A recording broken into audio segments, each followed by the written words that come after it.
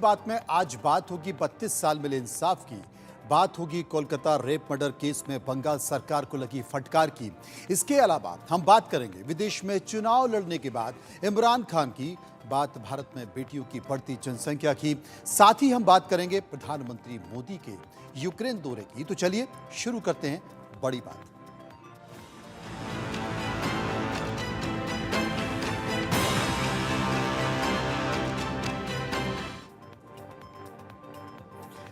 अदालत के एक बड़े फैसले की बात। अजमेर में 32 साल पहले हुए देश के सबसे बड़े सेक्स स्कैंडल के 6 दोषियों को जिला अदालत ने उम्र कैद की सजा सुना दी। इसके साथ ही उन पर 5-5 लाख का जुर्माना भी लगाया गया है। कोर्ट ने नफीस चिश्ती, नसीम सलीम चिश्ती, इकबाल भाटी समेत 6 दोषियों को उम्र कैद की सजा सुनाई है। सजा सुनाते वक्त 6 आरोपी कोर्ट में मौजूद थे। एक आरोपी इकबाल भाटी को एम्बुलेंस से दिल्ली से अजमेर लाया गया था। बाकी आरोपी पहले से ही कोर्ट में थे। इन 6 आरोपियों पर 23 जून 2001 को चार्जशीट पेश हुई थी और इसी साल जुलाई में सुनवाई पूरी हुई है। साल 1992 में 100 से ज्यादा कॉलेज गर्ल्स के साथ गैंगरेप और उनकी न्यूड फोटो सर्कुलेट होने पर तहलका मच गया था, जिनमें से 4 सजा भुगत चुके हैं और 4 को हाईकोर्ट ने बरी कर दिया है। एक के 30 साल पहले केस के दौरान ही सुसाइड कर लिया था। आरोपियों ने रील डेवलप करने के लिए लैब में दी थी। लैब के कर्मचारियों के माध्यम से लड़कियों की न्यूड फोटो बाजार में आ गई। मास्टर प्रिंट कुछ लोगों के पास ही थे, लेकिन इनकी जेरोक्स कॉपी शहर में सर्कुलेट होने लगी। ये फोटो जिसके भी हाथ लगे उसने लड़कियों को ब्लैकमेल करना शुरू कर दिया। इस कारण कॉलेज की 6 लड़कियों ने सुसाइड कर लिया। परेशान होकर कुछ छात्राओं ने हिम्मत दिखाई और पुलिस के पास पहुंची। केस में कई रईस जायदों के नाम भी सामने आए। इसमें मास्टरमाइंड अजमेर यूथ कांग्रेस का अध्यक्ष फारूक चिश्ती, नफीस चिश्ती और अनवर चिश्ती के नाम भी शामिल थे। तत्कालीन भैरव सिंह शेखावत सरकार ने जांच सीआईडी सीबी को सौंप दी। पहली चार्जशीट 8 आरोपियों के खिलाफ और इसके बाद 4 अलग अलग चार्जशीट 4 आरोपियों के खिलाफ थी। इसके बाद भी पुलिस ने 6 अन्य आरोपियों के खिलाफ 4 और चार्जशीट पेश की। यही पुलिस ने सबसे बड़ी गलती कर दी, जिसकी वजह से 32 साल बाद भी केस में इंसाफ नहीं हो पाया। पुलिस ने जब ये सभी चार्जशीट 173 सीआरपीसी के तहत पेश की, इसके चलते केस में हर बार नए आरोपी की गिरफ्तारी के बाद नई चार्जशीट पेश करनी थी। पहले से चले ट्रायल को रोककर दोबारा से नए सिरे से ट्रायल चलाया गया। इसके चलते पीड़ितों और गवाहों को भी कोर्ट में एक ही बयान के लिए बार बार आना पड़ा, इसलिए पूरा केस लंबा खिंचता चला गया। और अगली बड़ी बात कोलकाता की। कोलकाता रेप और मर्डर केस में सुप्रीम कोर्ट में चीफ जस्टिस की बेंच ने सुनवाई की। सुनवाई के बाद बेंच ने डॉक्टर्स की सुरक्षा व्यवस्था को दुरुस्त करने के लिए एक टास्क फोर्स बनाने का ऐलान किया। इस टास्क फोर्स में 9 डॉक्टर को शामिल किया गया है, जो मेडिकल प्रोफेशनल्स की सुरक्षा, वर्किंग कंडीशन और उनकी बेहतरी के उपायों की सिफारिश करेगी। टास्क फोर्स में केंद्र सरकार के 5 अधिकारी भी शामिल होंगे। कोर्ट ने कोलकाता रेप और मर्डर की स्टेटस रिपोर्ट भी सीबीआई से मांगी है और 22 अगस्त तक स्टेटस रिपोर्ट मांगी है। आरजीकर मेडिकल कॉलेज की सुरक्षा का जिम्मा सीआईएसएफ को सौंपा गया है और केस की अगली सुनवाई 22 अगस्त को होगी। दरअसल 9 अगस्त को कोलकाता के आरजीकर मेडिकल कॉलेज में एक ट्रेनी डॉक्टर से रेप और हत्या की बात की गई। इसके बाद डॉक्टर्स ने प्रदर्शन किया। देश भर में डॉक्टर हड़ताल पर चले गए। वहीं 14 अगस्त को देर रात इसी अस्पताल में भीड़ ने घुसकर तोड़फोड़ की। सुनवाई के दौरान सुप्रीम कोर्ट ने कहा कि एफआईआर दर्ज करने में बेवजह देरी हो रही है और राज्य को यह सुनिश्चित करना चाहिए कि तोड़फोड़ करने वालों को पकड़ा जाए। साथ ही सुप्रीम कोर्ट पश्चिम बंगाल में प्रदर्शन कर रहे प्रदर्शनकारियों पर बल का इस्तेमाल करने का भी आदेश दिया गया है। सुप्रीम कोर्ट ने बंगाल सरकार से पूछा है कि प्रिंसिपल का आचरण जब जांच के दायरे में है तो सरकार ने उसे दूसरे कॉलेजों का प्रिंसिपल कैसे नियुक्त कर दिया। सुनवाई के दौरान सुप्रीम कोर्ट ने देश भर के अस्पतालों में हड़ताल पर बैठे डॉक्टर से काम पर लौटने की अपील भी की है। चीफ जस्टिस चंद्रचूड़ ने कहा है कि हड़ताल से वंचित तबके को सबसे ज्यादा नुकसान हो रहा है। एडवोकेट तन्वी दुबे जी इस वक्त हमारे साथ मौजूद हैं। आरजीकर मेडिकल अस्पताल में जो हुआ था एक 31 वर्षीय महिला डॉक्टर के साथ, उस पर सुप्रीम कोर्ट ने स्वतः संज्ञान लिया था। इसमें कई इंटरवेंशन भी दाखिल किए गए थे। मैम, आज सुप्रीम कोर्ट की तरफ से क्या बड़ी टिप्पणी है जिससे डॉक्टर्स को एक राहत की सांस मिलेगी? आज एक बहुत ही बड़ा मुद्दा जो आज डिस्कस हुआ सुप्रीम कोर्ट में, बहुत ही अहम हियरिंग भी मैं कहूँगी हुई है, क्योंकि इसमें सुप्रीम कोर्ट ने बोला हम एक और रेप केस का वेट नहीं कर सकते और इसीलिए डायरेक्शंस पास करे गए आज मैटर में। सुप्रीम कोर्ट ने आज ये क्लियर करा है कि बहुत सारे इश्यूज़ हैं safety and security of doctors के, जो वर्क प्लेस पे डॉक्टर्स हैं उनको सेफ्टी प्रोवाइड करने के लिए वो डायरेक्शंस काफ़ी सारे मुद्दों पे चर्चा करती है। नंबर 1 कि डॉक्टर्स की 36 आवर्स ड्यूटी होती है, 36 आवर्स में उनका सेफ वर्किंग एनवायरनमेंट नहीं है, तो उस एनवायरनमेंट को सेफ बनाने के लिए काफ़ी सारी चीज़ें, एक सेफ्टी, एक rest room, proper sanitation, washroom facilities, एक डिपार्टमेंट में सिर्फ एक वॉशरूम है तो उसके लिए भी सुप्रीम कोर्ट ने बोला है वो प्रॉपर वॉशरूम फैसिलिटीज। सेकेंडली, कोई भी कैंपस में वेपन लेके ना आ पाए उसके लिए proper safety mechanism in the hospital for women also, different other things including to ensure कि वो अपने एनवायरनमेंट को एक सेफ और सेफ्टी वाला एनवायरनमेंट कह सके अपने हॉस्पिटल एनवायरनमेंट को। नंबर 2 जो सुप्रीम कोर्ट में आज ये क्लियर हुआ है कि all of this is a breach of fundamental right, कि अगर उनको खुद ही अपने हॉस्पिटल एनवायरनमेंट सेफ नहीं लग रहा जब वो काम कर रहे हैं, so this is a breach of working environment, safe place to work. इसीलिए ये सारे डायरेक्शंस पास किए गए। उधर दुनिया में तेजी से फैल रही मंकी पॉक्स बीमारी के बाद केंद्र सरकार ने सभी एयरपोर्ट्स, पोर्ट और जमीनी सीमा पर अधिकारियों को सतर्क रहने के आदेश जारी कर दिए हैं। खास तौर से बांग्लादेश और पाकिस्तान से सटी सीमा पर अधिकारियों को निर्देश दिए गए हैं। इसके अलावा दिल्ली के सफदरजंग अस्पताल, राम मनोहर लोहिया और लेडी हार्डिंग्स मेडिकल कॉलेज में आइसोलेशन की व्यवस्था भी की गई है। सरकार ने मंकी पॉक्स को लेकर विशेषज्ञों के साथ एक बैठक की है। दरअसल इस बार ये मंकी पॉक्स फैल रहा है और मंकी पॉक्स के मामले में बिल्कुल अलग बताए जा रहे हैं और इस पर दवाएं भी बेअसर साबित हो रही हैं। मंकी पॉक्स वायरस अब अफ्रीका के बाहर भी तेजी से फैलने लगा है। स्वीडन और पाकिस्तान के बाद अब फिलीपींस में भी सोमवार को मंकी पॉक्स का केस मिला है। इस साल फिलीपींस में ये पहला केस मिला है। इसके पहले दिसंबर में भी इस वायरस के केस मिले हैं। फिलीपींस के स्वास्थ्य विभाग ने बताया कि मरीज अपने देश से कहीं बाहर नहीं गया था। मरीज में कौन सा वेरिएंट मिला इसका पता नहीं चल पाया है। इसके पहले पाकिस्तान में 16 अगस्त को मंकी पॉक्स के 3 केस मिले थे। तीनों मरीज यूएई की यात्रा करके लौटे थे। वहीं स्वीडन में 15 अगस्त को मंकी पॉक्स का मामला सामने आया था। अफ्रीका के बाद ये पहला मामला था। रिपोर्ट्स के मुताबिक मरीज में मंकी पॉक्स का क्लेड आई वेरिएंट पाया गया, जो जानलेवा वेरिएंट है। विश्व स्वास्थ्य संगठन ने 14 अगस्त को मंकी पॉक्स को ग्लोबल पब्लिक हेल्थ इमरजेंसी घोषित किया।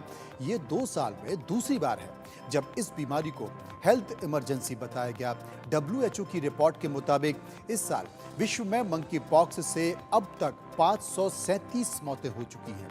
कांगो में इस बीमारी का प्रकोप फैला हुआ है और अब इसकी चपेट में कांगो के पड़ोसी देश भी आ रहे हैं। मंकी पॉक्स चेचक जैसी एक वायरल बीमारी है।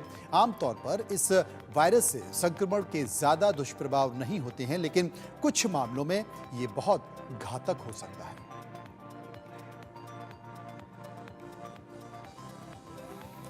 और अगली बड़ी बात आंकड़ों की। सांख्यिकी मंत्रालय ने भारत में महिला और पुरुष 2023 रिपोर्ट जारी की है। इस रिपोर्ट के मुताबिक भारत में सेक्स रेशियो में सुधार हुआ है। 2011 में भारत में सेक्स रेशियो 1000 पुरुष पर 943 महिलाओं का था, जो अब बढ़कर 1000 पुरुषों पर 952 महिलाओं का हो गया है। लैंगिक समानता को बढ़ावा देने और मापने के लिए लैंगिक आंकड़े बहुत अहम हैं। ये हमें प्रगति का पैमाना देते हैं और पुरुषों और महिलाओं के बीच समानता और अंतर को दिखाते हैं। इस रिपोर्ट में कहा गया है कि साल 2036 तक भारत की जनसंख्या 152 करोड़ 20 लाख हो जाएगी और महिलाओं की जनसंख्या प्रतिशत में भी सुधार होने की उम्मीद जाहिर की गई है।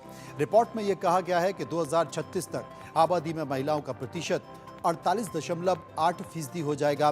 रिपोर्ट में यह भी कहा गया है कि 60 साल से ज्यादा उम्र के लोगों की जनसंख्या भी तेजी से बढ़ेगी। इस रिपोर्ट के मुताबिक प्रजनन दर में भी कमी आएगी। हालांकि ये कमी 20 साल से 29 साल तक की उम्र में ही आई है। वहीं 30 साल से ज़्यादा उम्र में प्रजनन दर में बढ़ोतरी हुई है और ये बताता है कि कामकाजी महिलाओं में अब परिवार को बढ़ाने पर फोकस कर रही है।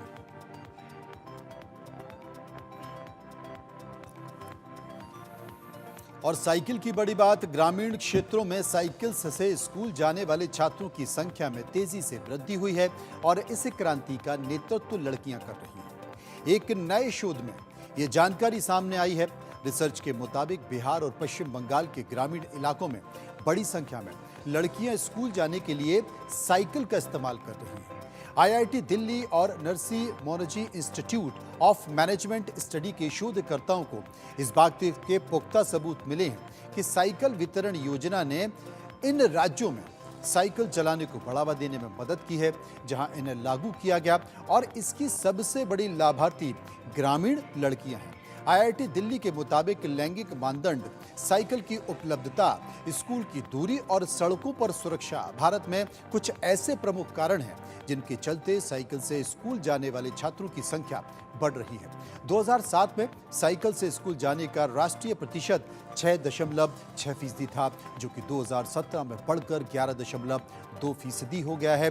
ग्रामीण भारत में ये स्तर 6.3% से बढ़कर 12.3% हो गया है, जबकि शहरों में ये प्रतिशत 7.8 से बढ़कर 8.3% हुआ है।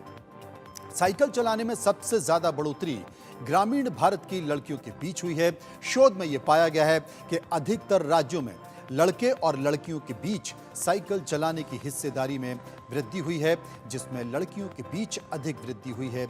लड़कियों के बीच साइकिल चलाने में सबसे अधिक वृद्धि बिहार के ग्रामीण क्षेत्रों में दर्ज की गई है, जहां यह स्तर 8 गुना बढ़ गया है। पश्चिम बंगाल में लड़कियों के बीच साइकिल चलाने में 3 गुना वृद्धि हुई है, जिससे ये देश भर में ग्रामीण लड़कियों के बीच साइकिल चलाने के उच्चतम स्तर वाले राज्य बन गए। असम, छत्तीसगढ़, झारखंड, मध्य प्रदेश, उड़ीसा, तमिलनाडु और उत्तर प्रदेश के ग्रामीण क्षेत्रों में लड़कियों के बीच साइकिल चलाने का स्तर लगभग दुगना हो गया है। वहीं मणिपुर के ग्रामीण क्षेत्रों में लड़के और लड़कियां दोनों के बीच साइकिल चलाने के स्तर में गिरावट आई।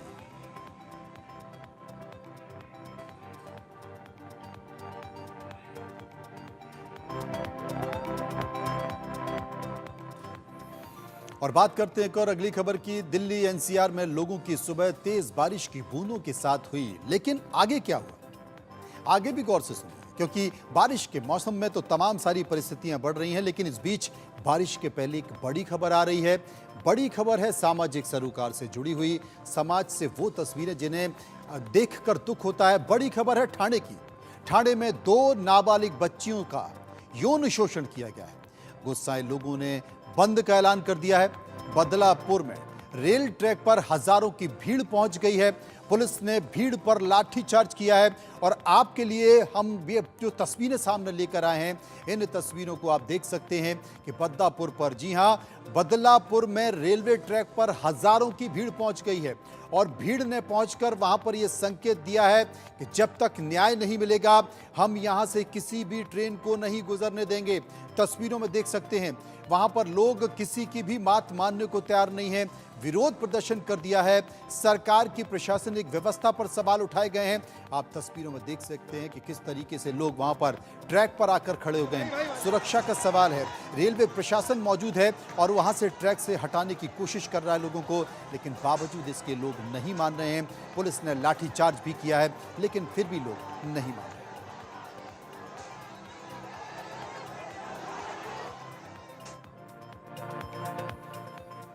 और मैं बात कर रहा था दिल्ली की बारिश की। दिल्ली की बारिश की बड़ी बात, दिल्ली सरकार ने भ्रष्टाचार में शामिल कर्मचारियों को जबरन रिटायर करने के लिए कार्रवाई तेज कर दी। सेवा विभाग ने इस बारे में सभी विभागों को निर्देश जारी कर दिए।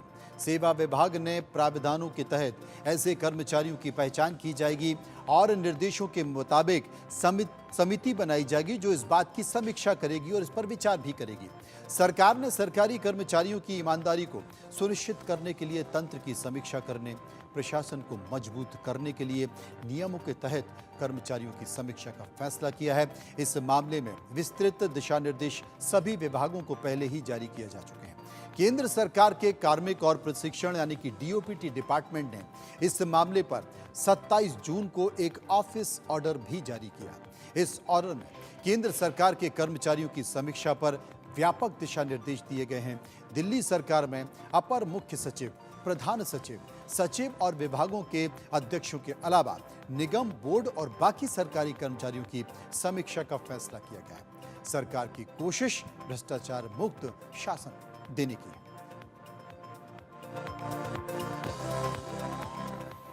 प्रधानमंत्री मोदी की यात्रा पर बड़ी बात। प्रधानमंत्री नरेंद्र मोदी 23 अगस्त को यूक्रेन जाएंगे। यूक्रेन के राष्ट्रपति जेलेंस्की ने पीएम मोदी को यूक्रेन आने का न्योता दिया था। यूक्रेन 1991 में सोवियत संघ से अलग होकर नया देश बना और तब से किसी भी भारतीय प्रधानमंत्री ने यूक्रेन की यात्रा नहीं की।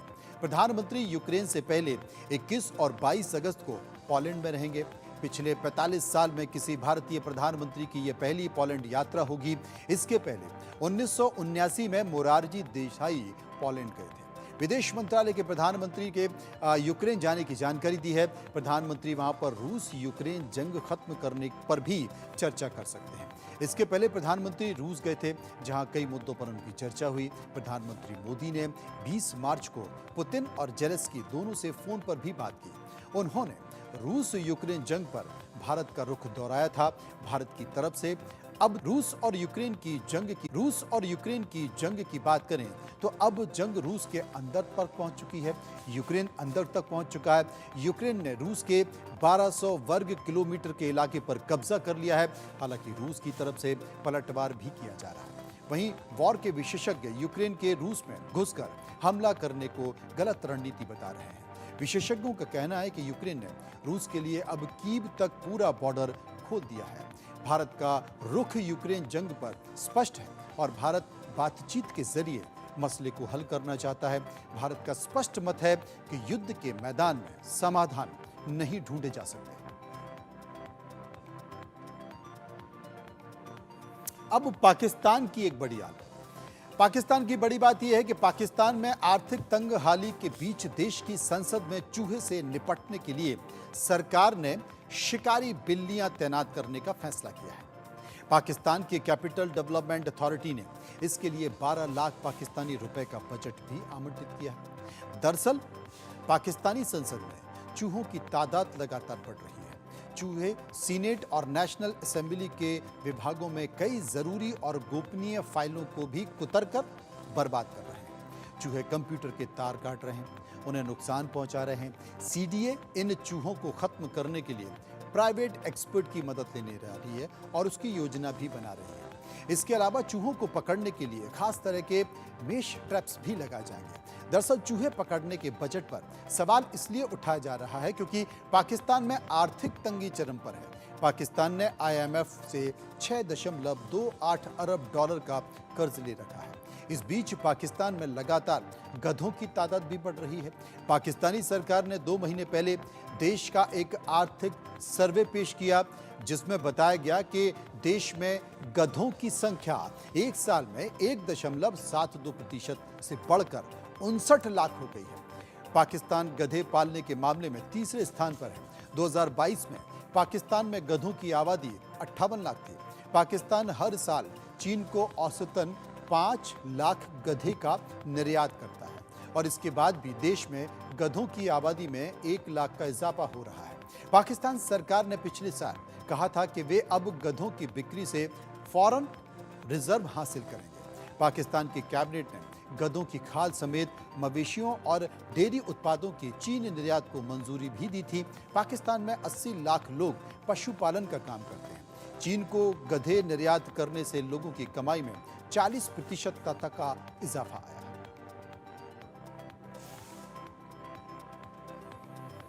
और अब इकोनॉमी की बड़ी बात। अमेरिका समेत दुनिया के कुछ देशों की इकोनॉमी में उथल पुथल के बीच भारत के आर्थिक ग्रोथ को लेकर आईएमएफ ने बड़ी बात कही है।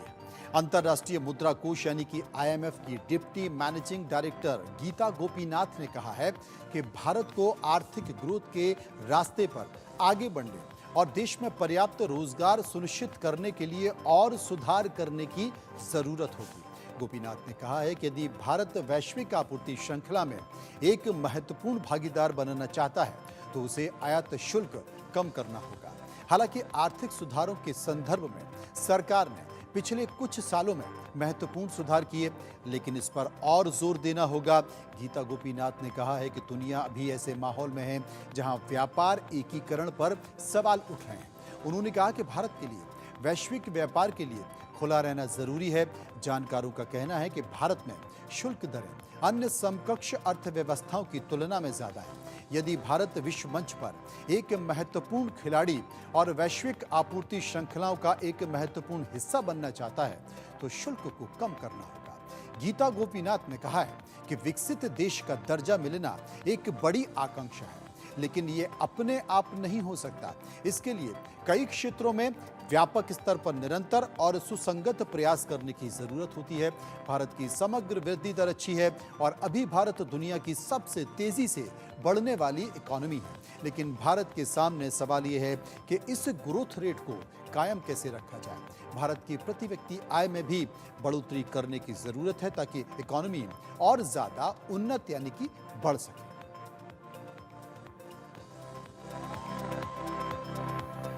पाकिस्तान के इमरान खान की बड़ी बात। पाकिस्तान की जेल में 1 साल से बंद इमरान खान ने ब्रिटेन की ऑक्सफोर्ड यूनिवर्सिटी में चांसलर बनने के लिए आवेदन दे दिया है। इमरान के सलाहकार सैयद जुल्फिकार बुखारी ने सोशल मीडिया पर इस बारे में जानकारी दी है। बुखारी ने कहा है कि इमरान खान लड़ने के लिए तैयार हो गए हैं। उन्होंने ऑक्सफोर्ड यूनिवर्सिटी चांसलर इलेक्शन 2024 का आवेदन फॉर्म भरा है।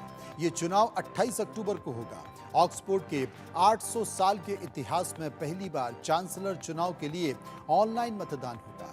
यदि इमरान खान चुनाव जीत जाते हैं तो वो ऑक्सफोर्ड का चांसलर बनने वाले पहले एशियाई व्यक्ति होंगे और पूरे एशिया के लिए ये बड़ी उपलब्धि होगी। ऑक्सफोर्ड ने कहा है कि अक्टूबर की शुरुआत में उम्मीदवारों की लिस्ट जारी की जाएगी। ऑक्सफोर्ड ने अंतिम लिस्ट जारी नहीं की, मगर कुछ रिपोर्ट्स के मुताबिक पूर्व ब्रिटिश प्रधानमंत्री टोनी ब्लेयर, थेरेसा मे और बोरिस जॉनसन भी चुनाव लड़ने वाले हैं। लेकिन इसके अलावा महिलाओं ने भी चांसलर पद के लिए आवेदन किया है। अगर वे इस पद के लिए चुनी जाती हैं तो यूनिवर्सिटी के इतिहास में पहली महिला चांसलर होंगी। इमरान खान ऑक्सफोर्ड के ही छात्र हैं। उन्होंने 1972 में ऑक्सफोर्ड यूनिवर्सिटी के केवल कॉलेज इकोनॉमिक्स से डिग्री हासिल की।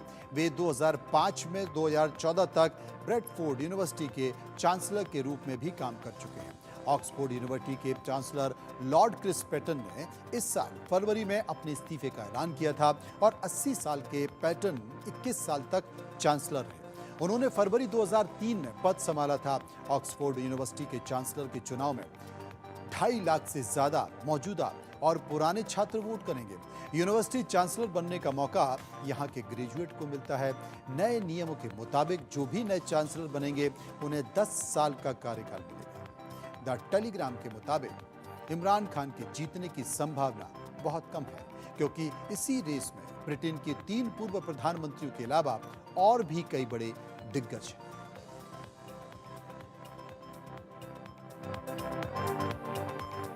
आरबीआई की बड़ी बात। भारतीय रिजर्व बैंक की मॉनिटरिंग पॉलिसी की बैठक हुई है। इस बैठक में लगातार 9वीं बार रेपो रेट को स्थिर रखने का फैसला किया गया। हाल इस बैठक के बाद यूपीआई से जुड़े नियमों में बदलाव हुआ है।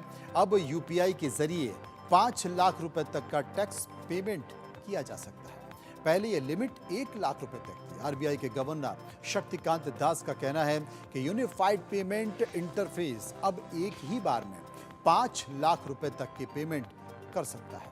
यूपीआई के जरिए टैक्स पेमेंट लिमिट बढ़ने से डिजिटल पेमेंट को बढ़ावा मिलेगा और यूपीआई के लिए सामान्य पेमेंट के लिए प्रति ट्रांजैक्शन 1 लाख रुपए तक पेमेंट की जा सकती है। वहीं कैपिटल मार्केट और इंश्योरेंस पेमेंट के लिए यूपीआई की सीमा 2 लाख रुपए है, जबकि आईपीओ के लिए यूपीआई की पेमेंट लिमिट 5 लाख रुपए। इसके अलावा अब यूपीआई से डेलीगेट्स पेमेंट सर्विस देने की बात की जा रही है, यानी कि यूपीआई यूजर अपने अकाउंट से पेमेंट करने का अधिकार किसी अन्य व्यक्ति को दे सकते हैं। आरबीआई गवर्नर ने रेपो रेट को लेकर जीडीपी का अनुमान जाहिर किया है। अगले वित्त वर्ष के लिए जीडीपी ग्रोथ का अनुमान 7.2% रखा गया है। वहीं आरबीआई अब चेक क्लियरिंग का समय भी कम करने का काम कर रहा है। आरबीआई की माने तो अब चेक को सेम डे क्लियर कराने की प्रोसेस पर काम किया जा सकता है, यानी कि बैंक में लगाया गया चेक अब कुछ ही घंटों में क्लियर हो जाएगा।